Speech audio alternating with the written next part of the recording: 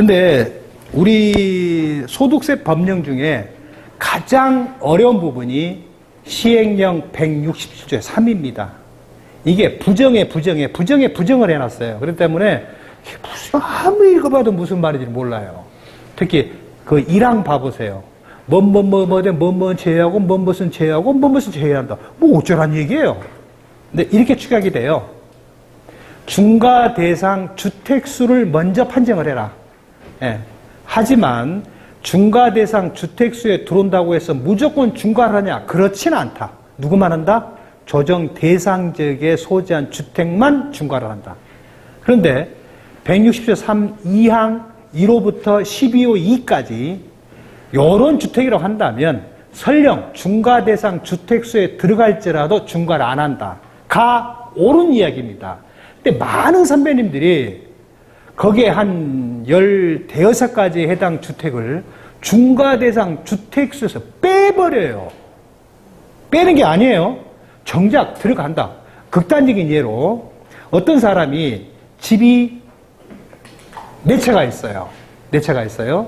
근데 3채는 장기 일반 민간 임대주택이에요. 한 채는 일반 주택이에요. 이거 팔면 그러면 장기 일반 주택 BCD를 팔면 중과 안 해요. 그러면 BCD를 싹 빼버리면 중과대상 주택수가 몇 채가 돼요? 하나예요. 그러면 중과 당연히 안 하겠죠. 빼는 게 아니에요. 예, 그 집을 팔 때만큼 중과 안 할게. 그러면 4채가 있어요. 3채는 장기 일반 민간 임대주택에 다 쳤고 충족했어요. 나머지 하나를 팔아요. 이거 어떻게 돼요? 중과해요, 안 해요? 할 수도 있고 안 할 수도 있는데, 첫째, 그것이 155조 20항의 거주주택이라면 비과세 선행돼 버려요. 근데 만약에 그 집이 고가주택이면요? 그럼 12억 초과상 양도세 과세를 해야 되잖아요. 그죠? 그거 중과해요, 안 해요? 안 해요. 왜? 온리주택이거든요. 유일한 일반 주택 하나거든요. 그죠? 근데 많은 분들이 그렇게 생각 안 해요. 그냥 세 채를 빼버린다. 그 다음에 중과 배제란 말이 맞아요? 중과 제외란 말이 맞아요? 중과 제외가 맞아요. 중과 배제 그려버리면요, 주택수에 빠진다. 그렇게 해석될 수도 있어요. 그게 다른 일례로 비사업용 토지가 아니다라는 말을 뭐라고 해요, 보통? 사업용 토지다라고 그래요. 그거 틀린 말입니다. 왜냐하면 104조의 3 1항 제5호예요. 5호 맞죠? 4호다. 4호가 맞죠? 해당 토지가 사업과 관련된 토지로서 종합상과세 대상일지라도 대통령령으로 정하는 일정한 주택들, 무주택 1세대 나지이거나 뭐 주차장법에 의한 허가를 받은 3% 이상이거나 뭐 공장 기준 면적 이내의 토지라거나 그런 경우로 한다면 종합산 대상일지라도 비사업용이 아닌 걸 본다. 그건 사업용 토지예요. 그죠? 그러니까 비사업용 토지가 아닌 것을 사업용 토지다. 이렇게 말 표현하면 틀려요. 반드시 법률 용어는 바꾸면 안 돼요. 그대로 써야 돼요. 비사업용이다, 비사업용이 아니다. 이렇게 하셔야 되기 때문에 용어를 바꿔 쓰시면 안 돼요. 자, 중과대상 주택수 계산할 때에 또는이에요. 소재 기준 또는 가액 기준 어느 하나에 해당된다면 그 주택은 중과대상 주택수에 넣겠다라는 얘기입니다. 그럼 먼저 소재 기준이요. 대한민국 영토에 있는 수도권, 서울, 인천, 경기도에 있는 어디에만요. 어디만. 연천군, 포천군 들어가요, 안 들어가요? 수도권은 맞아요. 그러나 군 단위는 안 들어가요. 어디만? 시의 동지역만. 그러면 시의 동지역은 말이 옳은 말이에요, 틀린 말이에요?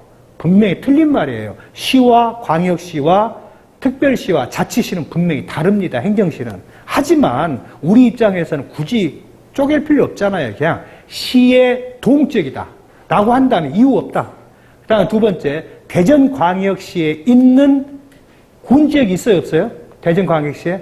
없어요. 대전광역시에 다 동이에요. 구동이, 그죠? 그 다음에 내려오면 광주죠. 광주, 전라도 광주예요. 광주광역시가 맞아요. 뭐가 맞아요? 전라도 광주 틀린 말이에요. 전라남도와 광주광역시는 각각 별개의 자치예요. 근데 보통 전라도 광주 그렇게 말하죠. 좀 힘들어요. 광주는 광주요. 광주가 여기 경기도 광주예요. 네, 광주는 빛광자니까 빛이 진짜 빠르잖아요. 그러니까 광주. 맞는 말인데, 제가 업비드 비슷한 말 한 거예요. 광주광역시 내에 있는 모든 집들. 그 다음에 내려옵시다. 여기가 부산이죠? 부산에는 특징이 하나 있죠. 뭐가 있어요? 기장군이 있어요. 기장군은 싹 빼버리세요. 그건 광주광역시의 동지역만. 올라갑니다. 울산. 울산에는 뭐가 있어요? 울주군이 있죠. 울주군은 싹 빼버리세요. 울산광역시 동지역이 있는 것만 올라갑니다. 여기에 뭐가 있죠? 대구. 대구광역시 뭐가 있어요? 대구광역시 달성군이 있죠. 달성군 싹 빼버리세요. 아까 인천광역시에 누가 빠졌어요? 옹진군, 강화군을 빼세요. 예. 그러면 이게 뭐예요? 아까 하나 빠졌구나. 세종특별자치시에 어디에 있는 것만? 시의 동에 있는 것만. 그것이 뭐예요? 소재 기준이에요. 거기에 들어있는 집이라고 한다면 중과대상 주택수 계산 넣어버리겠다. 그러면 이러한 소재 기준에 걸리지 아니한 군 읍면 타 시도에 있는 건 어쩔래? 기준시가 3억 초과분만 넣자. 그래서 분양권 같은 경우는 분양가 3억 초과, 조합원 입주권 사업시행 인가일 기준으로 했을 때의 평가액, 쉽게 말하면 관리처분 인가이제 평가액이 3억 원을 초과한다면 그건 가액 기준에 걸린다는 얘기가 되겠죠. 그렇게 해서 모은 것이 2주택 또는 3주택 이상에 걸린다고 한다면 중간 합계 아무나 하냐? 그렇지는 않다. 양도를 현재 어디에 있는 것만 조정 대상 지역에 있는 것만 한다라는 얘기예요. 그래서 제가 한 실무 사례요. 대전에 파는 집이 있었어요. 근데 그게 다가구예요. 가봤더만 다가구가 아니에요. 예, 1층에 필요트다 집을 넣어놨었디다. 할 수 없이 다세대로 가져갔어요. 근데 또 어디로 가져갔을까요? 조특법 97조로 가져갔어요. 5호 이상에 들어가고 국민주택 규모 이하고 10년 이상 임대했으니까 100% 감면이거든요. 그걸 뿌득불 단독이라고 어거지 써서 어거지 써가지고 한다면 나중에 100% 세무서에서 조사할 겁니다. 조사하는데 해봐야 쭉쟁이에요. 왜? 다 감면 대상이니까요. 그죠? 예, 그것은 잘 검토를 해보셔야 돼요. 그래서 중과 대상일지라도 해당 주택수 계산에 예외를 만들어 놨어요. 첫 번째, 다가구 주택을 주택수 계산을 어떻게 할래? 155조 15항을 따라라. 하지만 단독으로 볼 거냐, 그 다음에 공동으로 볼 거냐의 판단은 당신한테 맡길게. 선택에 맡긴다 이거예요. 그러니까 과세관청에서 일방적으로 공동은 못 가져가요. 경정할 때 물어봐야 돼요. 마찬가지로 우리가 의뢰에 왔을 때 다가구를 선택을 시켜야 돼요. 이것을 독립된 각각의 주택 공동으로 가져갈까요? 단독으로 가져갈까요? 그 말을 묻기 전에 미리 나는 계산해놔야 돼요. 단독으로 했을 때 부담되는 세금, 공동으로 했을 때 농특세 부담 세금, 그 다음에 어떻게 임대했다는 입증할 거냐 생각하고 나서 이야기를 해줘야 돼요.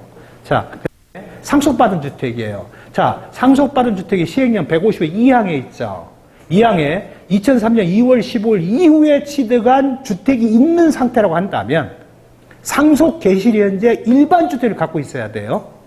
만약에 2014년 2월 15일 전에 취득한 일반 주택이라고 한다면 상속 개시 후에 취득했건 상속 개시 전에 취득했건 안 따져요. 근데 그거 개정했어요. 2014년 2월 15일 이후에 취득분 주택은 반드시 상속 개시 현재 갖고 있던 주택만 해당돼요. 그러면 일반 주택 양도할 때 상속주택 없는 걸로 보고 일반 주택만을 비과세 해줄게. 그 말을 뒤집으면 상속받은 주택 먼저 팔면 어쩔 거란 얘기예요. 먼저 팔면은 과세하겠다는 뜻이죠. 근데 일반 주택이 2004년 2월 15일 전에 취득한 주택이에요. 상속을 먼저 받고 뒤에 일반 주택을 취득했어요. 그러면 일반 주택을 취득한 때로부터 3년 현행 기점 2년 이내에 상속을 팔면 뭐가 돼요? 비과세가 되겠죠. 그리고 일반 주택 조특법상 감면 대상 주택이라고 한다면 빠지고 상속주택만으로 비과세를 해주겠다. 그러나 어느 주택만? 선순위만. 선순위 뭐예요? 보거주채예요. 거주채. 망자께서 가장 오래 보유한 주택을 선순위 인정해라. 돌아가신 아버님 집이 세 채 다세. 참 그런 부모님 모시고 계시면 참 좋겠어요. 집이 20억짜리 공짜로 오잖아요. 뭐 세금 낼 때 힘드시겠지만 아버님이 또 현금 갖고 계시겠죠. 그 정도면 아버님이 가장 오래 보유하실 텐데 아버님이 집을 세 채를 한날 한시에 사버렸어요. 그럼 어떻게 해요? 아버님이 돌아가실 때 살던 집이요. 근데 아버님이 동반숙 서가숙 했어요. 그럼 오르고 상이 몰라요. 그러면 주민등록상을 해요. 근데 어디도 주민등록 안 해버렸어요. 그럼 돌아가실 때 살던 집이 없잖아요. 그죠? 그럼 어떻게, 세 번째. 아버님이 생전에 가장 오래 살던 집. 근데 어디도 안 살아버렸어요. 그 방법이 없어요. 그럼 어떻게 돼요? 세 채 중에 기준시가 가장 높은 집. 근데 방정맞게 그 집이 101동 201호, 202호, 203호예요. 똑같은 면적이에요. 기준시가 똑같아요. 그럼 어떻게 해요? 마지막이 선택이에요. 보고 주체 선. 그래서 여기에 걸린 집이 선순위 상속주택이라 한다면 2013 2월 15일 이후에 취득한 일반주택이라 한다면 상속 개시현재 보유한 일반주택 양도할 때 선수한테 없는 걸로 보고 뭐 해줄게? 비과세를 해줄게가 155조 이항 규정이죠. 물론 그 속에 가로 속에 있는 건 논외로 치고요. 두 번째, 이것이 155조 2항 얘기고요. 자, 이제는 3항 얘기입니다. 자, 공동 상속받은 선순위 상속주택을 여러 사람이 공동으로 받았어요. 공동으로 받았어요. 그러면 어쩔래? 이걸 누구 집으로 볼 거냐는 얘기예요. 거의 문제가 되잖아요. 왜냐하면 원론적으로 시행령 154조 2항에서 뭐라고 그랬어요? 하나의 주택을 여러 사람이 공동 소유한다면 지분 소유자마다 1주택을 소유물로 본다라고 규정을 하고 있죠. 그래서 그래요. 근데 이건 A로 만든 거. 이것도 보거주체예요. 상속 보유지분이 가장 높은 사람 집으로 봐라. 근데 3남매가 똑같이 3분의 1, 3분의 3분의 1이에요. 엄마는 이미 돌아가셨어요. 자, 근데 그럼 안 되잖아요. 상속 개시일에 이제 살고 있는 상속인의 집으로 봐라. 근데 세 사람이 다 살 수도 있고 세 사람이 다 안 살 수도 있어요. 그죠? 그럼 방법이 없잖아요. 그러면 이건 삭제됐어요. 이거 호주 승계인이에요. 이거 삭제됐어요. 그 다음에 최고 연자의 집으로 봐라. 근데 3남매가 쌍둥이에요. 그럼 어떻게 해요?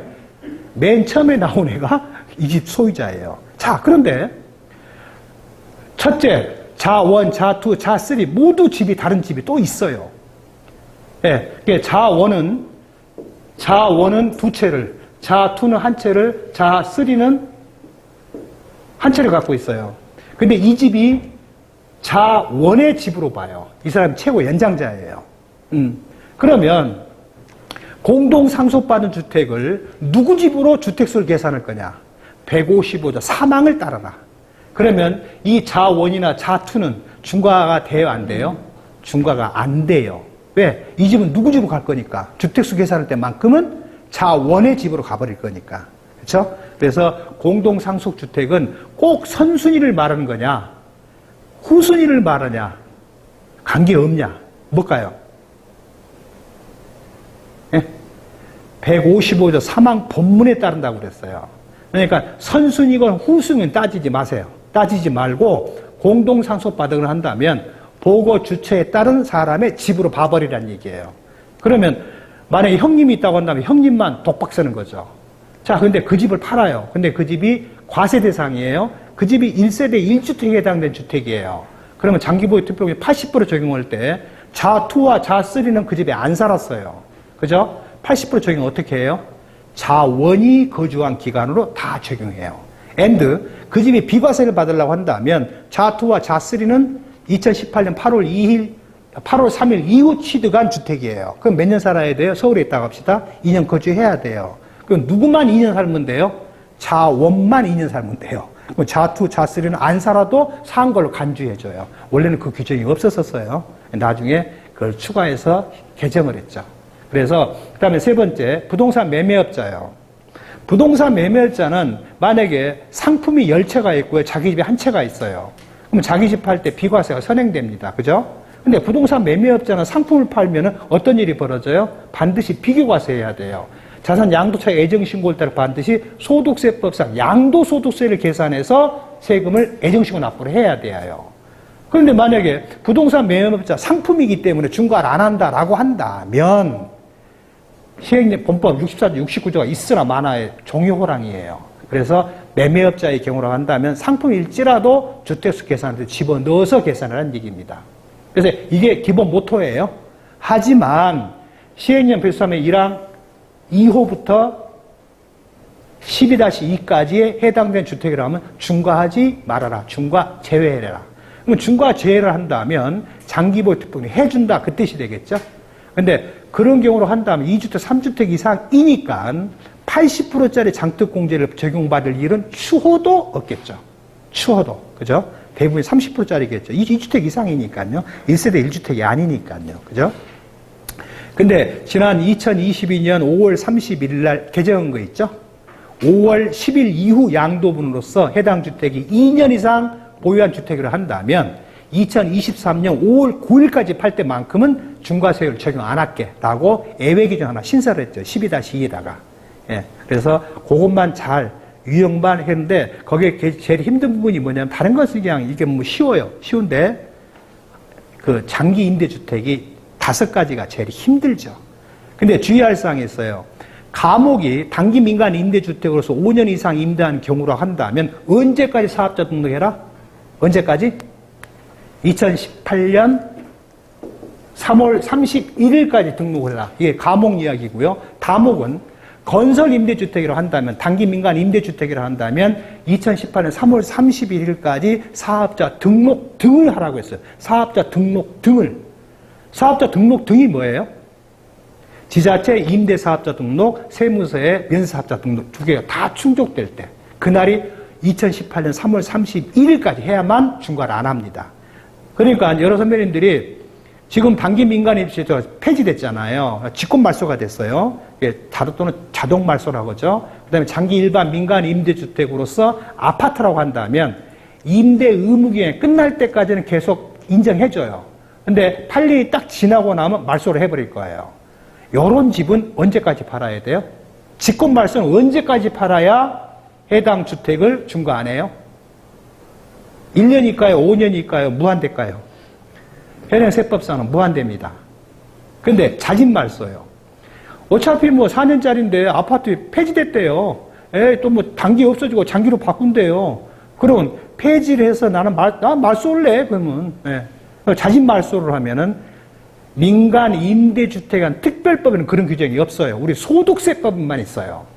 반드시 임대 의무 기간에 얼마 이상 임대했을걸? 50% 이상. 50% 이상 한 경우로서 그 집을 몇 년 내에 팔아라? 자진 말소는요? 1년 내에 팔아야 돼요. 그래야 중과 안 해요. 근데 이것을 이제 알파 플러스에서 한쪽으로 간다면 155조 20항 적용할 때요. 장기 임대주택은 시행령 163 1항 2호 가목부터 마목까지 해당 주택을 한다. 가목과 다목의 단서는 규정 적용 안 할게. 뭐예요? 단서가 3월 31일까지 임대사업자 등록을 할 거예요. 요건 적용 안 할게. 하지만 반드시 언제까지 등록해라. 언제까지? 2020년 7월 10일일 거예요. 여기까지 등록해야 돼요. 그것만 장기 임대주택으로 인정을 해줘요. 왜? 그때 정부 대책 발표 이날 했거든요. 이날 전에 임대한 다음에 장기 임대주택일지라도 장기 일반 민간 임대주택에 8년짜리 있죠. 매입 임대주택. 8년짜리는 기왕에 집이 있는 사람이 조정 대상지역에 소재한 주택을 또 취득해서 임대사업자 등록하면 그건 중과해버립니다. 근데 그 집이 등록을 했어요. 근데 다른 거주주택이 있어요. 그러면 이 집이 조정 대상지역에 소재한 취득 당시에 임대사업자 등록주택일지라도 뭘로 인정해줘라? 장기 임대주택으로 인정해줘라라고 155조 20항에 써져 있어요. 그러니까 거주주택과 장기 임대주택이 있을 때 거주주택 비과세 특례를 적용할 때는 비록 장기 임대주택이 2018년 3월 말까지 임대 등록은 안 했지만 2020년 7월 10일까지 등록했으면 인정해준다. 해당 주택이 장기 일반 민간 임대주택으로서 조정 대상지역에 소재한 걸 취득해서 등록했다고 한다면 그걸 팔 때는 중과할지라도 거주주택 팔 때는 임대주택 인정해주마. 그건 꽉 머릿속에 담아놔야 돼요. 그러니까 막상 의뢰인이 오셨을 때 앉은 데서 책 열어보고 세법조 열어봐요. 그러면요 속칭 쪽팔려요. 설사 모른다 하더라도 의뢰인 앞에서 절대 세법조 열어보지 마세요.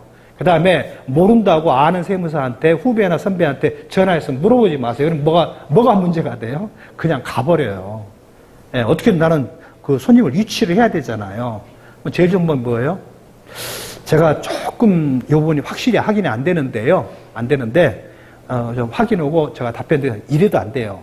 그냥 그 자리에서 혹시 좀 다 인터넷 보시면 3일이나 또 뭐죠? 3일 인포마인이나 또 조세통남사 인터넷 그 세법제 열어보시잖아요. 거기 딱 글을 써서 선생님 봅시다. 그 직원한테, 어이, 소스웹 몇 점 매당 열어봐. 같이 봐요, 같이. 나는 이미 봤으니까. 같이 봐. 그러면, 아, 이 사람이 진짜 나를 위해서 열심히 일하구나. 이렇게 받아들이더구만요. 정 모를 때는 같이 보세요, 납세자랑. 근데 납세자는 거의 인터넷에서 본 거. 근데 인터넷이요. 그 답변이 옛날 구석기 답변이 많아요. 예. 구석기 시대 답변 가지고 비과세인데 과세인데 이러고 있어요. 예, 굉장히 조심하셔야 돼요. 그 다음에 제일 주의할 사항이 어떤 거냐면요.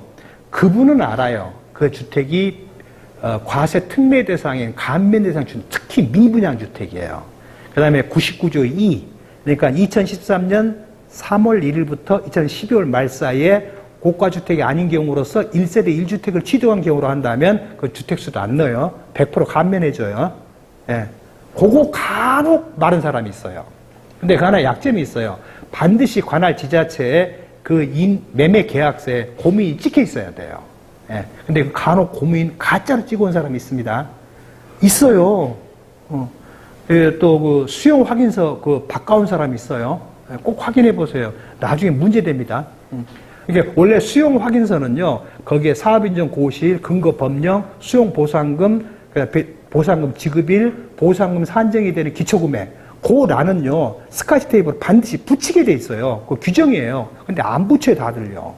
그거, 혹시 여기 선배님 중에 옛날 기차 통학표 그 아세톤으로 지워갖고 정확 맞으신 분 계신가 모르겠다. 우리 학교 다닐 때요, 그 통학 기차표 사잖아요. 그것을 아주 정교하게 아세톤으로 지워요. 여자들 그 매니큐어 지우는 걸로. 다 볼펜을 썼으니까요. 많이들 정확당했어요. 그런 식으로 그걸 바꿔온 사람이 있습니다. 그 다음에 반드시 원본을 보자고 그러세요. 왜냐면, 아니면 말고예요. 납세자들이 간혹. 그런 사람들이 아주 불량한 사람들이 있어요. 그리고 최근에 제가 잘 아는 사람이에요. 그래서 그 땅을 팔면 세금 얼마 나오냐고 그러더라고요. 그래서 8년 자기가 감면되면 얼마고, 감면이 안 되면 얼마고, 비상금 터지면 얼마다라고 설명을 해줬어요. 그러니까 왜 비상업용 2냐요? 왜 감면이 안 되냐요? 로드뷰를 봤더니만요, 한 3년간 잡종지 상태로 방치해놨었어요. 그 전에는 다 벼를 심었어요, 논으로. 로드뷰 상으로는 잡종지예요. 그러면 양도는 이제 농지가 아니잖아요. 그죠? 그럼 감면이 안 돼요. 그죠? 그 다음에 그 사람의 토지가 몇 년을 보유한지는 모르겠어요. 60% 이상을 재천장에 했다고 한다면 비상업이 아니겠지만, 지금 최근 3년간은 계속 잡종지 상태니까 5년 중에 2년을 초과하고 3년 중에 2년 초과해버렸잖아요. 1년 초과해버렸잖아요. 그럼 비상업 확률이 높아요. 그럼 내 입장을 어떻게 설명해 줘야 돼요? 그거 다 말을 해줘야 돼요. 감면이면 얼마, 감면 아니면 얼마, 비상업용이면 얼마. 이 말을 해줘야 돼요. 나중에 엉뚱한 소리거든요. 근데 그 사람이 그거 모르겠어요? 자기 집이, 자기 논이 잡종지 상태라는 거 알아요, 몰라요? 자기는 알아요. 그 다음에 항공사진을 보면은요, 1년에 한 번 찍기 때문에 다 논으로 보여요. 근데 꼭 뭘 보셔야 돼요? 로드뷰를 꼭 보셔야 돼요, 로드뷰. 예, 그러면 딱, 그것도 분할해서 보면은요, 딱 연도별로 보여요. 예, 그런 거 굉장히 조심하셔야 돼요. 그래서 2주택 이상의 중과규정인 중과규정이 시행령 167조의 3, 167조의 4, 167조의 10, 167조의 11이 있어요. 그러니까 3하고 10은 2주택, 3주택 이상이에요. 그 다음에 4하고 11은 해당 주택이 조합원 입주권, 분양권을 포함했을 때 이야기예요. 그러니까 모든 툴은 뭐예요? 이 네 가지 조문의 모든 툴은 167조의 3이에요. 매도부터 매도까지를 준용한다, 인용한다, 이렇게 끌고 가기 때문에 163, 3주택 이상을 명확히 알면 나머지는 일사가 천리입니다. 예. 그래서 보도록 하겠습니다. 천공 47쪽입니다. 2018년 4월 1일 이후 중과대상 주택이 한 세대가 2주택, 3주택 이상이 된다면 조정 대상제에 소재한 주택은 중과하겠다. 아울러 장기보유 특별공제가 배제가 된다는 얘기입니다. 이것 때문에 세금 너무 많아요. 그냥 양도 차익이 몇 프로가 세금이에요? 그냥 45에다가 30 더면 75죠. 지방세 7.5를 더면 82.5죠. 그 다음 거기다 복비, 그 다음 우리 수수료 넣어야죠. 그럼 90%예요. 10%밖에 안 남아요. 그냥 세금 얼마 낼 것 같아요? 그러면, 그냥 대충, 거기다가 대충 60 꼽으면 돼요. 60, 양도가에다가. 그러면 대충 세금이에요. 넘기겠습니다. 조정 대상자에 소지한 경우로서 2021년 6월 1일 이후 양도비라고 한다면 양도주택의 중과 대상일 때 몇 프로 가산해요? 30% 가산해요. 예, 그 다음에 2주택일 때 몇 프로 가산해요? 20% 가산. 근데 이게 여러 선배님 어떻게 생각하세요? 20% 중과한다, 10% 중과한다, 55조 1항세율에 이렇게 됐죠. 55조 1항세율이 뭐예요? 얼마 플러스 얼마 초과 금액의 몇 프로죠? 그죠? 몇 프로가 세율이에요? 세율이 얼마 플러스 얼마 초과분의 몇 프로가 세율이에요? 후자가 세율이잖아요. 근데 왜 그냥 45%짜리는 왜 75로 적용하죠? 그 혹시 그런 의문을 안 가져보셨어요? 한 번은 어떤 선배님이 나한테 전화를 했어요. 저한테 막 화를 내요. 왜 선배님이 저한테 화를 냅니까? 자기 원래 성격이 그런데요.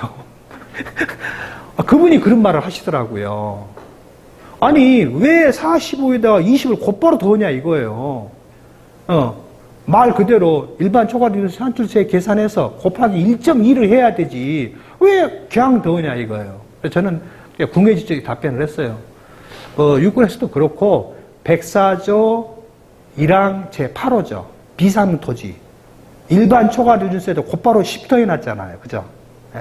그래서 아마 그렇게 해석하는 게 맞는 것 같습니다. 근데 그거 한번 쌓아볼 만한 가치는 있어요. 네. 그 155조 1항세율에다가 10%를 가산한다고 하면 했지. 그죠? 그러면 1.1 또는 1.2 또는 1.3을 한 게 맞지 않아요? 네. 아무튼 그렇게 집행되고 있습니다. 그래서 그 잠깐 설명을 드렸고요.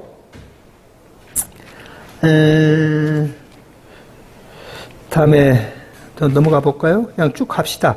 천공 50쪽이요. 그것을 그냥 표로 설명해 놨어요. 저기 천공 53쪽을 보시죠. 2018년 4월 1일 이후 중과 대상 주택수는 왼쪽에가 소재 기준이 있고 오른쪽에가 가액 기준이 있죠. 소액 기준은 수도권, 서울특별시는 군 읍면 없어요. 그 다음에 경기도는 군 읍면이 있어요. 인천광역시도 군 읍면이 있습니다. 그래서 군 읍면은 싹 빼버려라. 그러면 결국 뭐다? 시의 동적이라는 얘기가 되겠죠. 기타 광역시, 대전 내려가서 광주, 오른쪽으로 가서 왼쪽으로 가서 부산, 울산, 그 다음에 대구가 있죠. 거기에는 군이 있죠. 기장군, 울주군, 달성군이 있어요. 그걸 싹 빼버리라는 얘기죠. 그래서 시의 동적, 세종특별자치시의 읍면 싹 빼라. 예, 시의 동적. 이것이 뭐예요? 이것이 소재 기준입니다. 그 다음에 소재 기준이 아닐지라도 기준시가 3억 초과분 주택으로 한다면 중과 대상 주택수를 계산해라. 그래서 얻어진 것이 한반도에 두 채, 세 채 이상이라고 한다면 중과하겠다. 어디에 있는 것만? 조정 대상 지역에 있는 것만. 근데 많은 선배들이 자꾸 거꾸로 생각해요. 조정 대상 지역이 있는 집은 중과다. 그 다음에 중과된 수 거꾸로 찾아가니까 힘들어요. 그 다음에 간혹 제가 현직에 있을 때는요, 뉴욕이건 뭐 홍콩이건 중국이건 유럽이건 가서 강의를 했었어요. 한 달 동안 돌아다니면서 교민 상대로요. 그분들이 꼭 물어봐요. 특히 중국 사시는 분들. 서울에 집 한 채 있고요. 상해에 집이 두 채가 있는데요. 서울집 중과예요? 그런 분 많이 있어요. 예. 그래서 그런 사람들 때문에 이 아파트가 오른지도 모르겠어요. 아무튼 그건 잘 모르겠고, 자, 이런 중과세냐 비과세냐 판정은 어디에 있는 것만요? 한반도에 있는 것만. 그러면 만약에 탈북자예요. 서울에 집 한 채 있어요. 평양에도 집 한 채 있어요.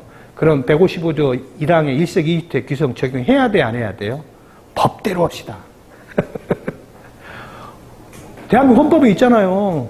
대한민국은 한반도와 그 부속 도서를 한다고 돼 있잖아요. 그럼 평양도 대한민국 영토잖아요. 하지만 대한민국 세법에 북한에 영향을 못 미치죠. 그러니까 남한에 있는 주택만 갖고 판정하시라는 얘기입니다. 다만 해당 주택이 별장으로 쓰인다고 한다면 아예 주택수에 들어오지도 않습니다. 별장은 따로 가서 해버릴 거니까요. 자, 1953쪽에 다가구 주택. 다가구 주택을요, 한 일례로 봅시다. 혹시라도요, 다가구 주택을 부담부 증여를 한다고 합시다. 만약에 다가구 주택을 세 사람이 공동 소유하고 있어요. 왕창 안 팔고 세 사람 중에 한 사람이 자기 집을 팔았어요. 그럼 이게 공동일까요? 단독일까요? 공동입니다. 조심하셔야 돼요. 왜? 분명히 150에 15항에 써놨거든요. 그 전체를 일괄하여 한꺼번에 양도하거나 한꺼번에 취득한다면 참 그거 부침이 무지하게 많았습니다. 예. 부부가 할 때는 어쩌고 두 사람이 할 때는 한 사람이 어쩌고 지금은 이렇게 바뀌었죠. 그래서 하여튼 다가구 주택은 계륵 같은 거예요. 진짜 힘들어요. 그래서 반드시 현장화가 꼭 필요하다. 예. 서울 시내 천지가 다가구예요. 천지가. 그래서 다가구 주택은 원칙적으로 공동으로 인식하지만 건축법 별표, 시행령 별표 1에 맞는 다가구가 분명히 맞다고 한다면 그건 단독으로 봐주마. 하지만 단독으로 볼 거냐 공동으로 볼 거냐는 그 사람의 선택에 맡긴다. 만약에 공동으로 선택하면요, 동일 날짜에 두 채 이상을 양도하면 어떻게 해야 돼요? 양도 순서를 어떻게 해요? 선택이에요. 그러면 예전에는 의미가 없었어요. 그러니까 2020년, 22년 5월 9일 이전 양도분까지는 다가구를 공동으로 선택해버리면은 마지막 한 채가 비과세가 돼요, 안 돼요? 안 돼요. 만약 19가구를 공동 선택했다고 합시다. 19번째 집이 가장 넓은 집이에요. 자, 그러면 18채까지 다 팔고 하나 남았을 때 그때부터 2년 보유, 2년 거주를 해야 비과세가 돼요. 하지만 그걸 맨 마지막에 팔면 중과는 안 해요. 옴니주택이니까요. 마지막 판 한 주택이니까 그것은 2주택 이상이 안 걸리잖아요. 그죠? 지금은 바뀌었어요. 2020년 5월 10일 이후 양도분은 의미가 없다. 예, 그냥 선택만 하면 돼요. 어떤 걸 선택해야 돼요? 양도가의 가장 큰 놈. 그건 뭘로? 비과세로 가져가면 되니까요. 물론 그 집이 조건법 감면 대상이랑 가져갈 필요도 없지만요. 예. 그 다음에 1055쪽에 공동상속주택이라고 한다면 155조 제2항에 따른 선순위 상속이건 말건 따지지 말아라. 공동으로 상속받았다면 공동상속받은 주택의 소유자로 보는 사람의 주택 수로 계산을 아까 자1의 집을 계산을 한 얘기입니다. 그러면 자2와 자3는 형님 집으로 간주해버리니까 자기 집 할 때 2주택 이상이 안 걸리게 되죠. 형님은 짱돌 맞겠죠? 그러나 형님 지분만 중과당하니까 그 관계없고요. 그래서 상속 지분이 가장 큰 상속인의 소유로 해 주택수를 계산하되 상속 지분이 가장 큰 자가 2명 이상일 때는 보고 주체를 적용해줘라. 그래서 여러 선배님들이 이니셜 있잖아요. 보고 주체 꼭 기억하세요. 기억하시면 굉장히 쉽습니다. 근데 이니셜은 같지만 내용은 달라요. 152항 보, 아버님이 가장 오래 보유한 집. 거, 아버님이 가장 오래 산 집. 주, 아버님이 돌아가신 살던 집. 최, 기준이 가장 높은 집. 똑같으면 선택. 또 153항 보, 상속 보유지분이 가장 높은 사람을 지르봐라. 거, 상속 개시 당시 살고 있는 상속인을 집어라. 주, 삭제. 최고 연장자의 집으로 봐라. 그래, 보고 주체 선입니다. 자, 다음에요. 넘길게요. 나머지는 저기 1057쪽에 선순위 여부에 관계없이 후순위건 말건 공동상속주택에 대한 설명문입니다. 이게 처음에 굉장히 많이 논란이 됐었어요. 자꾸 선순위 상속주택만 이렇게 계산한 줄 알았어요. 근데 세법 어디에도 그런 거 그렇게 안 써졌어요. 그래서 유권에서도 생산됐고요. 심판원에서도 국가 패소 결정한 사례가 있습니다. 네, 나머지는 생략하기로고요. 그 다음에 1058쪽에 부동산 매매업자의 상품인 재고주택은 어쩔래? 64조, 69조 때문이라도 이건 종이 호랑이 되면 안 되기 때문에 중과대상 주택수에 포함시키겠다. 그 다음에 1959쪽에 혼인을 어쩔래요? 쉽게 생각한다면 혼인을 안 한 걸로 보고 계산을 보란 얘기예요. 자, 혼인이요. 이게 참 재밌는 이야기예요. 혼인의 정의가 뭐예요? 법률론이에요? 사실론이에요? 이게 왔다 갔다 해요. 저 옛날에 양천에 근무할 때 그런 적이 있었어요. 분명히 두 분이 혼인했어요. 근데 법률적으로 혼인이 안 됐어요. 그거 참 신기합니다. 나이가 80이 가까우신 분인데 애가 깐난 애기가 있어요. 그래서 아니 애를 생산할 수 있어요? 나 그렇게 물어봤어 내가 진짜. 하여튼 업동이더라고요. 근처에 누군가가 갖다 놓은 거예요. 그러니까 애가 없으니까 혼인신고를 아예 안 해버리는 거예요. 근데 주민등록번호상으로는 배우자로 돼 있어요. 그러면 이걸 혼인으로, 왜냐하면 뭐가 문제가 있냐면 배우자 상속공제 때문에 문제가 됐거든요. 그거 해줘야 돼요? 말아야 돼요? 법대로 합시다만 해주면 안 돼요. 예, 법률론 관계 없으니까. 하지만 유권 해석도 있고요. 심판에도 있고요. 법원은 무조건 법률론만 따져요. 근데 심판은 왔다 갔다 해요. 예, 그래서 저는 근데 그분도 대단하시더라고요. 만주에서 결혼했어요. 일제시대 때. 그래서 청첩장을 좀 주라 그랬어요. 아이고야, 한자로 쓴 청첩장을 갖고 있더라고요. 예. 그다음에 둘이 사진 찍은 거 옛날에 쪽들이 쓰고 사진 찍은 거 있잖아요. 사모관 돼 있고. 그 사진이 있더라고요. 그래서 사진 붙여서 혼인했다. 근데 어떤 이유로 왔던 월남하다 보니까 그냥 차일피일 미루고 애도 없다고 안 했다. 그래 딱 그대로 썼어요. 감사 때 지적 안 하더라고요. 그러니까 법대로 합시다는 법률에 맞지만 사실 이렇게 일시적인 내연의 관계하고 사실혼 관계는 천양지 차이예요. 예. 예. 사실혼 관계로서 내연의 관계가 아닌 한 4, 50년 같이 살았다고 한다면 이게 뭐 불륜이나 부정은 아니 내로남불도 아니잖아요. 근데 해줘도 무리가 없다라고 생각합니다. 간혹 이런 경우가 있어요. 하루 때문에 비과세, 과세가 왔다 갔다 하는 경우가 있었어요. 예. 근데 그런 경우 좀 조심하셔야 돼요. 그런 경우가 많습니다. 그래서 혼인의 경우로 한다면 혼인을 안 한 걸로 보다 돼. 이 말을 하다가 제가 이쪽으로 와버렸구만요. 저기 155조 4항과 5항이죠. 1세대의 1주택인자가 혼인, 동거 봉양함에 따라서 1세대가 2주택이 된다면 혼인 학가일로부터 혼인은 5년, 학가는 10년으로 바뀌었어요. 2년부터 몇 년 내에 팔아라? 10년, 5년 내에 팔아라. 그러면 먼저 양도에 무조건 뭐 해줄게? 비과세 해줄게. 근데 문제가 생겼어요.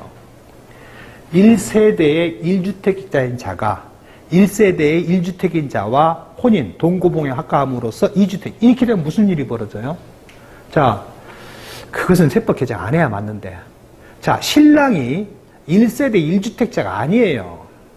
시아버지 집이 있어요. 신랑도 집이 있어요. 자, 신부도 장인한 집이 있고 신부도 집이 있어요. 그러니까 둘이 결혼했어요. 그러니까 2주택이 됐어요. 5년 내에 팔았어요. 비과세 아니요? 법대로 합시다 그러면. 비과세가 안 돼요. 왜? 1세대 1주택자인 신랑과 1세대 1주택자인 신부가 결혼한 게 아니었잖아요. 1세대 2주택 상태에서 1주택 가진 자잖아요. 그래서 뭐가 말썽이 났어요. 그래서 뭐를 없애버렸어요? 세대를 없애버렸어요. 1주택을 가진 자가 1주택을 가진 자와 혼인함으로써 이렇게 바꿔버린 거예요. 마찬가지예요. 동거봉양도 마찬가지예요. 예. 그래서 동거봉양은 직계 존속은 배우자의 존속 포함해서 직계 존속은 세대 구성 안 해도 돼요. 그러나 직계 비속은 반드시 세대 구성을 했어야 돼요. 1세대 1주택인 세대 거주자가 1세대인 존속과 학가함으로써 이렇게 돼 있어요. 왜 그러냐면 아버님이 큰아들하고 같이 살아요. 같이 사는데 아버님이 큰아들의 동거인을 실렸어요. 예, 그러면 동일 세대는 맞지만 아버님이 세대 구성을 했어요? 못했어요? 못했어요. 그게 말썽이 난 거예요. 그래서 1세대인 1주택 존속을 뭘로 바꿨다? 1주택인 존속으로 바꿔버렸어요. 세대를 빼버렸어요. 그러나 비속은 1세대의 1주택을 소유한 자가 이렇게 봤기 때문에 비속은 반드시 세대 구성을 반드시 해야 돼요. 그러니까 아버님이 작은 아들 집에 동거인에 살다가 아야 나 네 형님 집으로 이사 갈란다. 그럼 아버님이 세대 구성 안 했기 때문에 아버님이나 형님집을 파면 비과세를 못 받는 모순이 발생됐었어요. 그래서 세대를 없애버린 겁니다, 존속은. 그렇죠? 그런데 그것도 막 부침이 많았어요. 지금은 최종적으로 존속 중에 아무나 몇 살만 넘으면 돼요? 60살만 넘으면 돼요. 그러니까 시어머니는 27살, 예, 시아버지는 61살, 그래도 관계없어요. 예, 시어머니가 61살, 시아버지가 19살, 그래도 관계없어요. 둘 중에 한 사람만 그 사람 얼마나 행복할까요? 한 사람 힘들 거예요, 그죠? 근데 그게 행복할까요? 힘들 거예요, 그죠? 자, 그래서 1059쪽을 넘기도록 하겠습니다. 다만 5년 이내에 새로운 주택을 취득하면 안 돼요. 그 다음에 1060쪽 동그라미 5번 두 사람 이상이 공동 소유 주택이라 한다면 어쩔래? 각각 한 주택을 가진 게 돼요. 근데 두 사람이 동일 세대면요. 자, 중과 대상이나 비과세는 사람 기준이에요? 세대 기준이에요? 세대 기준이에요. 그 세대가 세무대학은 아니에요. 네, 세대 기준이에요. 그러나 비사무용 토지는 세대 기준이에요? 사람 기준이에요? 비사무용 토지는요. 원론적으로는 사람 기준이에요. 딱 하나만 세대 기준이에요. 뭐가 있을까요? 무주택 1세대 나지로서 660평방미터 이하인 거. 거기만 세대예요. 물론 주말 체험 영농문기도 세대지만 전반적으로 비사무용 토지는 사람 기준이에요. 세대 기준이 아닙니다. 그러나 중과와 비과세 규정은 사람 기준이 아니라 뭐 기준이다? 세대 기준이에요. 예. 그래서 그걸 꼭 조심하면 돼. 간혹 유권에서 보면 1세대 1주택자가 이렇게 표현되어 있어요. 그건 틀린 표현입니다. 1세대 1주택자가 아니죠. 1세대 1주택인 경우 이렇게 표현해야 맞습니다. 예. 자, 다음에요. 다음에 1060쪽의 맨 밑에 방거로 4번요. 지금 시간이 16시, 지금은 10월 18시까지 해야 되죠. 그럼 넉넉 잡고 2시간 남았네요. 2시간 남았는데, 속도를 좀 더 높여야 할 것 같아요. 비사토. 할 수 있겠어. 속도를 좀, 엑셀 쭉 밟으면요. 동일 날짜에 2개 이상을 양도할 때 주택 양도 순서를 어쩔래? 그건 본인의 선택에 맡긴다. 그래서 예전에는요, 중간은 안 바뀌려면 최대한 넓은 집을 맨 마지막에 판 거로 선택을 해야 돼요. 예. 근데 이 집은 똑같은 위치인데, 이제는 맨 마지막에 판 것은 무슨 일이 벌어져요? 비과세 받을 수도 있어요. 예전에 비과세가 안 됐지만. 그럴 때, 그러면 기준 면적, 그럴 때 양도가를 세대별로 쪼갤 때 어떻게 쪼개요? 다가구 주택 원칙적으로 개별 주택 가격이 공시가 돼요. 그럼 호별로 할 것 말 것도 없어요. 그냥 면적으로 쪼개보면 돼요. 면적으로. 그러면 연면적으로 쪼갤 거냐, 전용면적, 다가구 주택은요, 전용면적 개념이 없습니다. 왜? 그건 단독주택이니까. 그럼 결과적으로 호별 면적으로 쪼개버리면 돼요. 예. 그래서 양도가를 계산하시면 전혀 무리가 없습니다. 다음에 1061조 다가구 주택의 필요티, 옥탑의 창고를 불법 용도 변경, 중추한 경우 주택이용과 주택 보유수 세액 계산 방법이요. 이게 누누이 말했어요. 그러니까 여러 선배님들이 좀만 이 표를 보시면 금방 이해돼요. 나머지는 생략할게요. 그 다음에 1064쪽부터 쭉 이어서까지 1068쪽까지 조정 대상지역이 있잖아요. 그래서 제가 여러 선배님들한테 조정 대상지역을 유인물로 드렸어요. 예, 그것을 복사해서 그대로 벽에 붙이십시오. 라고 쭉 보시면 돼요. 예, 유심히 보셔야 돼요. 특히 제외 지역 잘 보세요. 그 다음에 일부 해제 지역 잘 보시고요. 그 다음에 세종특별자치시를 만날 일은 없겠지만 세종특별자치시는 저는 일부러 밑에다가 예전에 행정구를 다 세세하게 써놨어요. 그래서 잘 보셔서 판단하시기 바라요. 자, 마요. 1068쪽의 마. 이제는 중과 대상 주택으로서 조정 대상 지역이 있다 하더라도 앞으로 말할 집들이라고 한다면 이 집은 중과를 안 한다. 중과 제외한다. 즉 장기 보유 특별 공유 해주되 80%짜리 적용 못 한다. 30%짜리 적용 가능하겠죠.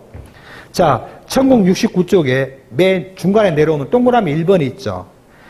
2003년 10월 30날 이후 신규 단기 민간 임대주택으로서 매입 임대주택이라 한다면 해당 주택은 중과 안 할게. 하지만 2018년 3월 31일 이전까지 반드시 임대사업자 등록을 할 것입니다.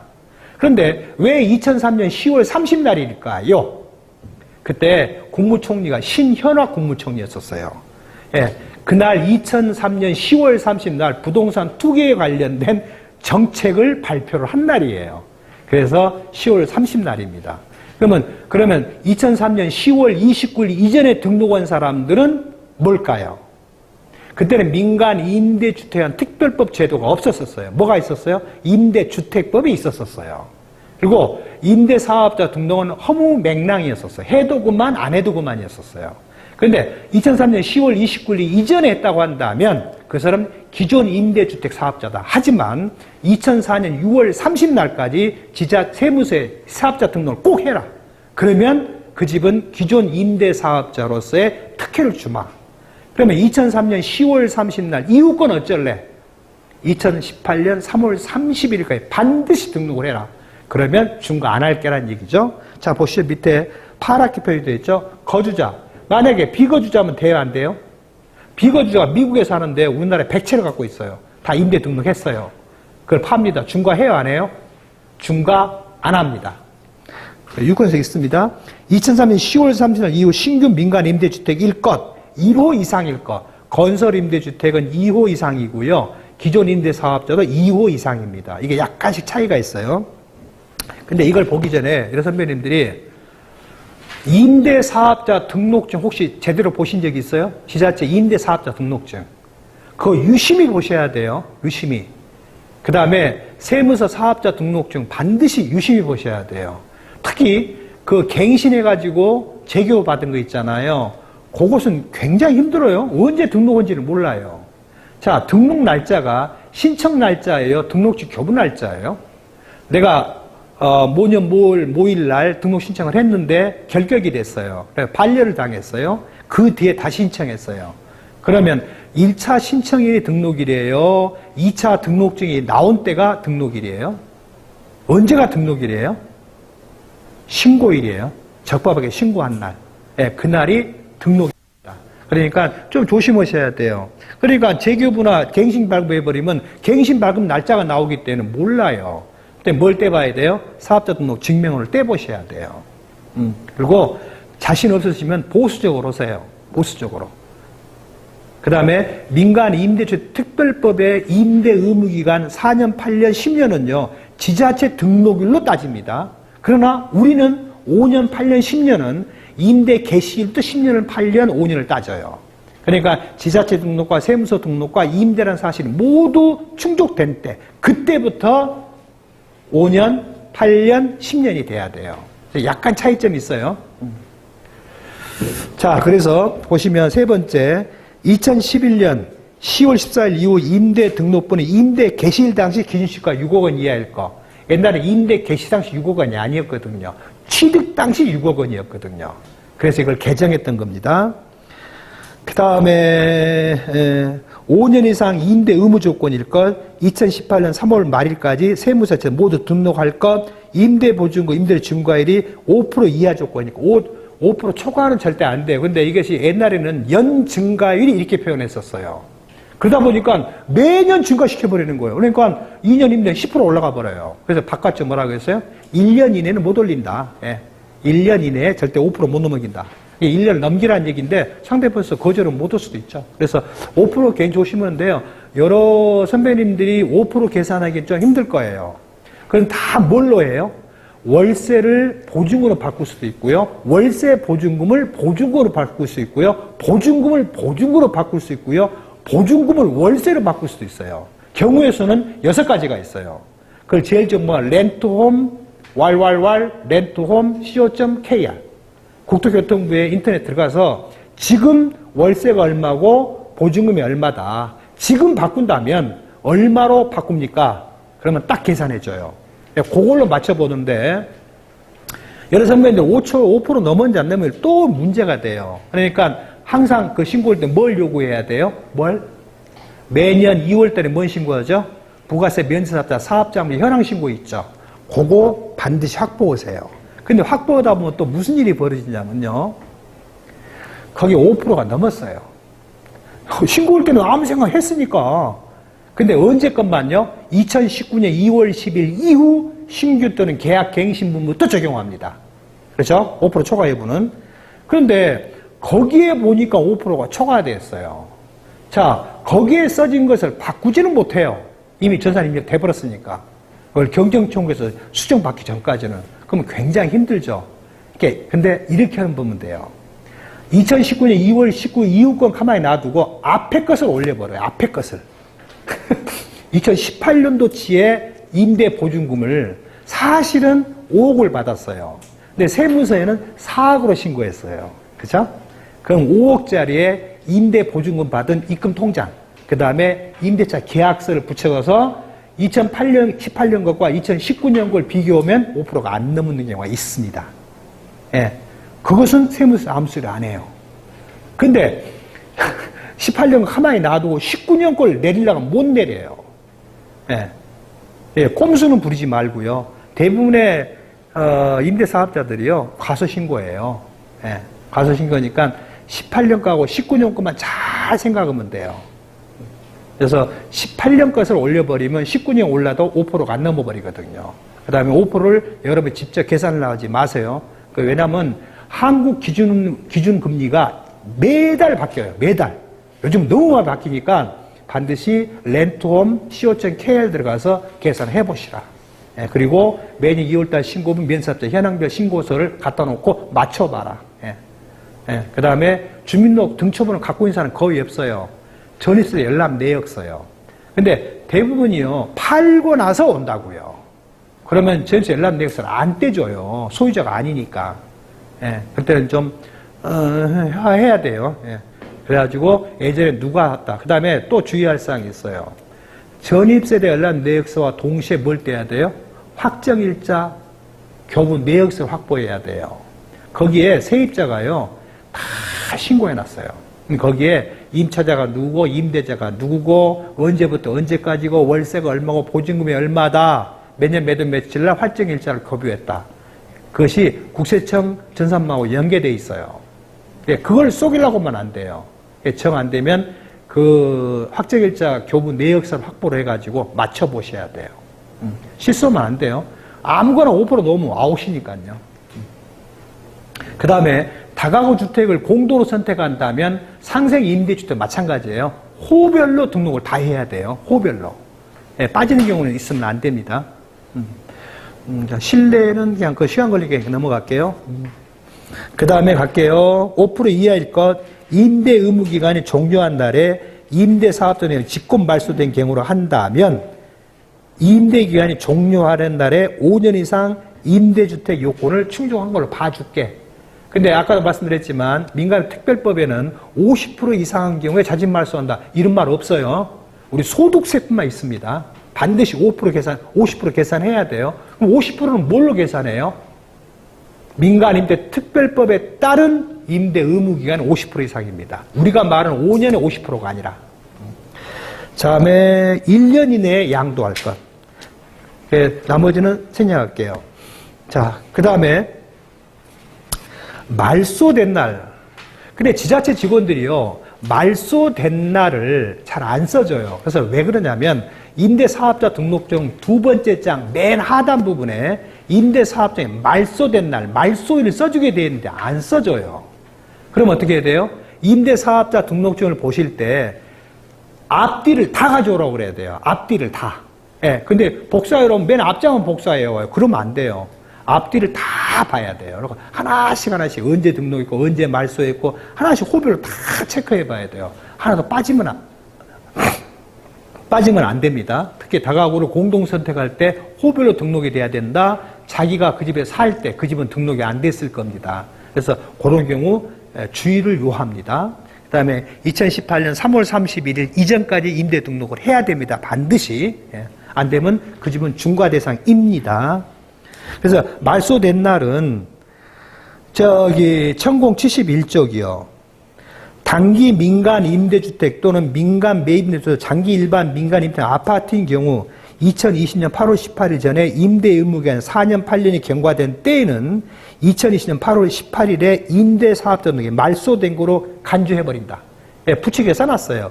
민간 특별법이에요. 두 번째, 단기 민간 임대주 또는 장기 일반 민간 임대 등록한 아파트 경우로서 20년 8월 18일 이후에 임대인이 경과된 걸 한다면 4년 8년 종료율에 말소된 걸로 간주해버릴게. 2020년 8월 18일에 현재 4년 8년이 안 지났어요. 그러면 계속 단기건 장기건 다 뭘로 인식해줘라? 장기 일반 민간 임대주택으로 인식을 해줘버리라는 얘기입니다. 왜냐하면 현행법상은 단기 민간 임대주택이 없거든요. 그래서 다 장기 일반 민간 임대주택으로 그 단어가 처음 나올 때는 굉장히 힘들더만 지금은 그냥 수술 나오더라고요. 그래서 그냥 그 정도 생각하시고 천공 72조부터 천공 73조까지는 친절하게도 5% 계산한 내용을 싹 써놨어요. 그러니까 내년에 이거 싹 삭제해버리려고요. 그냥 렌트홈 co.kr 참조하세요. 그래 보려고요. 이거 하도 묻는 사람이 너무 많아갖고요. 그 다음에 천공 75쪽이요. 천공 75쪽에 두 번째죠. 2003년 10월 29일 이전에 기존 임대사업자라고 한다면 어쩔래라는 얘기죠. 필요 충분 조건 거주자일 것, 2003년 10월 29일 이전일 것, 국민주택 규모 이하일 것, 국민주택 규모가요. 나는 그런 거 한번 봤어요. 예전에는요, 국민주택 규모 이하가 이렇게 집이 벽체가 있다고 한다면 면적을 뭘로 쟀어요? 벽체 중심선으로 쟀어요. 그죠? 이렇게 쟀죠? 지금은요, 안목지수입니다. 안목지수. 요걸로 해요, 요걸로. 저거 뭐냐? 요걸로. 안목지수요. 이게 수익 말은 뭐예요? 방바닥 면적이요. 방바닥 면적. 그렇기 때문에 옛날 면적으로 보면은 85가 넘어요. 자, 여러분이 85평형 이하 국민주택 규모 이하 주택 분양하면 분양 면적이 얼마입니까? 84.998이에요. 어떤 85는 안 됐잖아요. 국민주택 규모 이하예요. 그런 것처럼 면적을 재면은 벽체 중심으로 재면 85가 돼요. 예. 그런데 안목지수인 방바닥 면적으로 재면 85가 안 될 수도 있어요. 그러면 뭘 확보가 돼야 돼요? 설계 평면도가 있어야 돼요. 평면도 얻는 방법은 건설사에 가서 인터넷 보면 알고요. 그 다음에 구청 가서 알면 되고요. 세 번째는 건축물 대장에 건축물 현황 도면이 있어요. 평면도가 붙어 있어요. 근데 그건 당사자가 아니면 안 떼져요. 보안상의 문제 때문에. 그 평면도를 보고 안목지수는 85가 안 될 수도 있어요. 다음에 85라고 85 넘었다고 해서 무조건 국민주택 규모 아닙니까? 그렇지 않아요. 국민주택 규모는 두 가지 형태가 있어요. 원론적인 85평방미터 이하로 하되 수도권 밖에 읍면에 소재한 거라고 한다면 100평방미터가 국민주택 규모 이하입니다. 85만 생각하시면 안 돼요. 100도 있어요. 어디에 있는 것만요? 수도권 밖에 읍부나 면부에 있는 것만. 읍부, 면부가 뭔지 아시죠? 예. 광양읍, 광양면, 광양읍, 골량면 이런 식이에요. 읍부, 면부요. 예, 그런 경우라면 100평방미터가 국민주택 규모 이하입니다. 그래서 천공 75쪽 밑에 쭉 써놨죠? 그 다음에 기준시가가, 이때는 그 천공 75쪽에 동그라미 2번에 파란 영어 소문자 2에 매입임대주택 취득 당시 기준가 3억 원 이하죠. 그죠? 다른 거 다 뭐예요? 임대 개시 당시 6억 원 이하예요. 수도권 밖은 3억 원 이하인데 이것은 뭐예요? 취득 당시 3억 원 이하란 얘기입니다. 그러니까 임대 개시 당시가 아니고 6억도 아니고 3억이라는 얘기죠. 그러니까 2003년도라고 한다면 개별주택가격, 공동주택가격이 또 없었던 거예요. 그러면 3억은 뭘로 해요? 2005년 4월 30일 최초 공시된 개별주택가격고 뒤집으면 단독은 그러겠죠. 공동은 뭘로 해야 돼요? 여러 선배님들이 국세청장이 계속 아파트 등 기준시가를 고시해 왔었어요. 1년에 1회 이상 하다 보니까 보통 2번 했어요. 3월 달에 하고 11월 달에 주로 많이 했었어요. 그게 연년이 해오다가 2005년부터 이 아파트 연립 다세대의 공동주택 기준시가를 누가 공시하기 시작했어요? 국토교통부 장관이 했었어요. 그래서 우리 소설 99조와 부칙에서 뭐라고 했냐면 국토교통부 장관이 공동주택가격을 공시하기 전에 국세청장이 아파트 등 기준시가를 고시한 사실이 있다고 한다면 그를 뭘로 인식해줘라? 공동주택 가격 인식을 해줘라고 돼 있어요. 그러면 여러분들이 그걸 어디서 찾아요? 홈택스에 가면 기준시가 조회화면이 있죠. 근데 없다고 그래요, 직원들. 없다고 그래요. 이게 너무 칸이 작아요. 그걸 스크롤을 하면 나오는데 스크롤을 안 하니까 안 나온다고 없다고 그래요. 그러면 큰일 납니다. 그러니까 혹시 경험 있으시면 아 맞아 그때 그런 적이 있어 라고 하시지만 혹여라도 공동주택이나 아파트예요. 근데 옛날 국세청장이 해왔던 거예요. 그런다고 해서 절대 2005년도 최초 공시된 국토교통부 장관의 공동주택가 이걸 거기다 써먹으면 안 돼요. 반드시 가야 돼요. 근데 아까 제가 뭐라고 했죠? 아파트 등 공동주택 기준시가라고 했어요. 왜 아파트 등이라고 했을까요? 옛날에 국세청장이 아파트만 했었어요. 근데 예외적으로 하나는 게 있어요. 전용 면적이 50평 이상인 연립은 했었어요. 그래서 아파트 등이라고 표현한 거예요. 그러니까 혹시라도 전용 면적이 50평 초과한 주택이 있다고 한다면 아 혹시 국세청장이 고시 안 했을까라고 조회해 보셔야 돼요. 예, 그걸 그냥 가면은 국세청 컴퓨터는 알고 있어요. 그러나 나는 몰라요. 그러면 엉뚱한 답이 나와버립니다. 예, 조심하셔야 돼요. 그런데 연립주택 기준시가 두 가지 형태가 있어요. 처음에 고시를 할 때는 건물만 고시했어요. 건물만. 그러다가 몇 년 지난 뒤 한 3년인가 지난 후에 토지와 함께 대지권과 함께 고시를 했어요. 그러면 어떤 게 최초 공시분이에요? 토지분과 함께 고시한 게 최초 고시분입니다. 앞쪽 건 버리세요. 예, 그래서 그 기준시가 홈택스에서 조회할 때 스크롤을 꼭 해봐라. 없다고 하지 말고. 예. 그런 경우 왕왕이 있습니다. 나머지는 생략할게요. 그 다음에 천국 76쪽이요. 다른 건 거의 다 똑같아요. 2호 이상만 틀리고요. 아까 단기 민간 임대주택 2003년 10월 30일 이후는 1호 이상이죠. 이것도 똑같아요. 똑같은데 이건 2호 이상이에요. 그 다음에 어느 것은 국민주택 규모 이하를 요구했고요. 어느 것은 국민주택 규모 이하를 요구 안 하는 경우가 있어요. 이 건설 임대주택은 그걸 요구 안 해요. 예, 건물은 149평만 이하일 것. 대지는 2배, 298평만 이하일 것. 149면 얼마예요? 평수로 말하면 45평입니다. 그러면 땅은 몇 평이에요? 90평이에요. 예, 90평, 45평이 외우기가 쉬워요. 149, 298이 외우기 쉬워요. 평으로 외우세요. 45, 90 이렇게 하면 그냥 머릿속에서 90 곱하기 3.3 268 이런 식으로 기억하시면 굉장히 쉬워요. 그래서 45평, 90평 이상일 것 이하일 것 죄송합니다. 5년 이상 임대할 것 5% 이하일 것 단 2018년 3월 30일까지 등록을 반드시 해야 돼요. 이 집을 중과대상 주택수에 뺀다는 얘기가 아니에요. 이 집을 팔 때만큼은 중과를 안 할게란 얘기예요. 나머지 생략하고요. 넘길게요. 네, 1978쪽이요.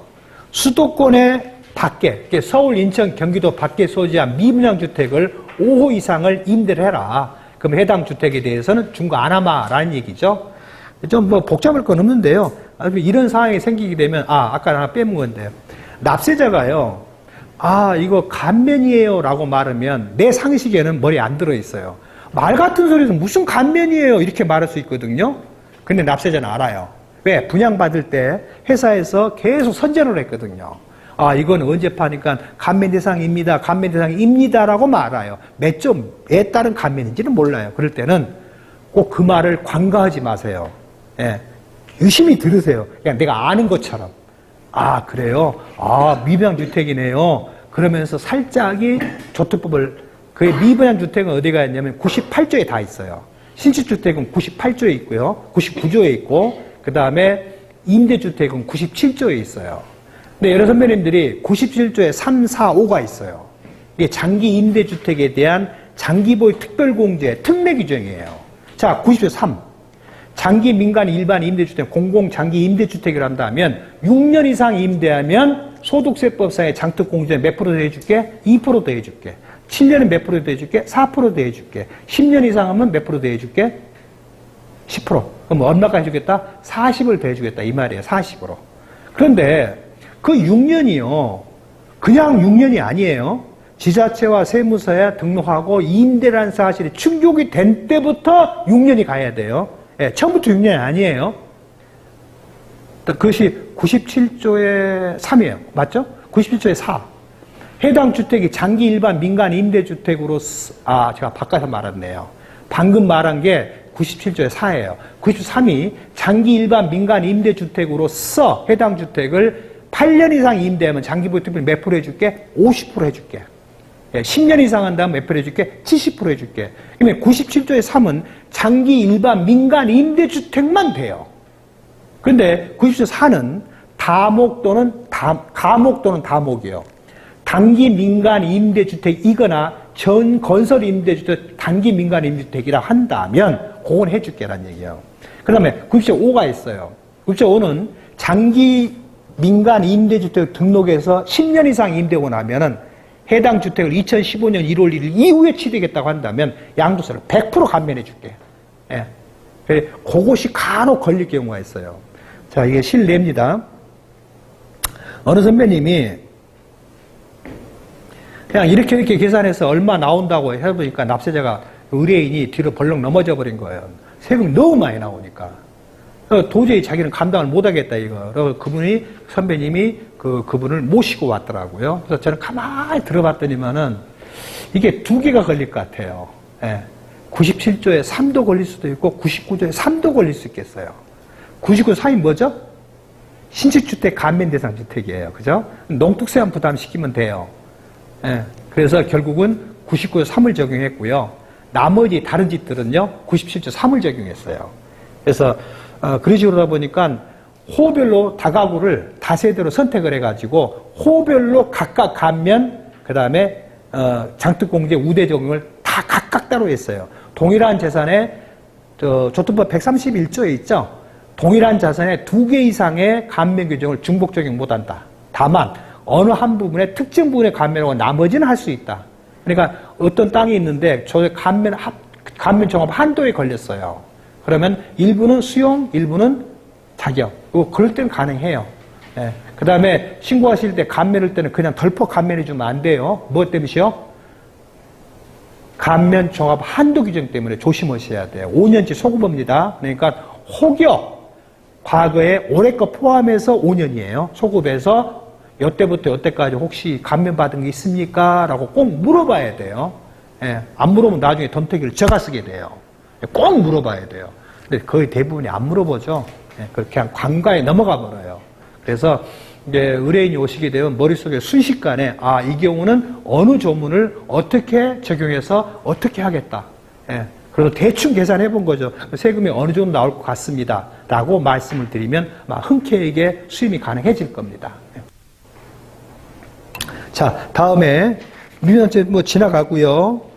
그 다음에 1081조 장기 일반 민간 임대주택이에요. 근데 이것은 일반적인 내용은 다 해요. 근데 꼭만 조심해야 돼요. 일주택 가진 자가 추가로 주택을 취득했는데 취득한 조정 대상 지역이 있다고 한다면 해당 주택은 중과하겠다예요. 하겠다.